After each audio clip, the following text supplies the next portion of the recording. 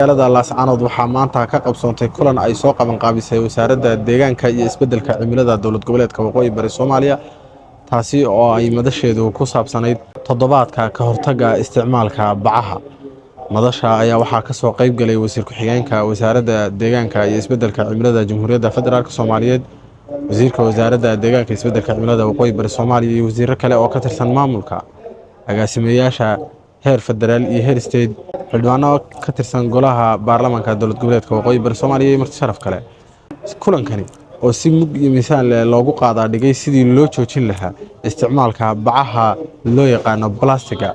wasaaradda ayaa maalmihii la soo dhaafay waxay waday olole ay ku joojinayso isticmaalka bacaha plastiga, iyadoo beddelkeeda ay wasaaraddu keentay salado loogu talagalay isticmaalka beddelka bacaha. ayaa halka mar la isticmaalo dhibaatada ay leedahay qof walba meeshan soo istaago waa sheegay. sababtoo ah waxay dhibaato u tahay dhirta, biyaha, deegaanka, hawada, caafimaadka. marka intaas haddii qof walba uu sheegay la og yahay, waxaa fiican in bacyaha la joojiyo. wax ugu weyn adduunka caafimaadka waa qofka caafimaadkiisa waaye. caafimaadkaaga waxay wax u dhimaayo haddii ay dowladdaada ku sheegtana waxaa fiican inaa joojisid, inaa badbaadisid dalkaaga iyo deegaankaaga. barnaamijkan phase 1 waxaa lagu qabtay magaalada Muqdisho oo ah caasimadda dalkeena.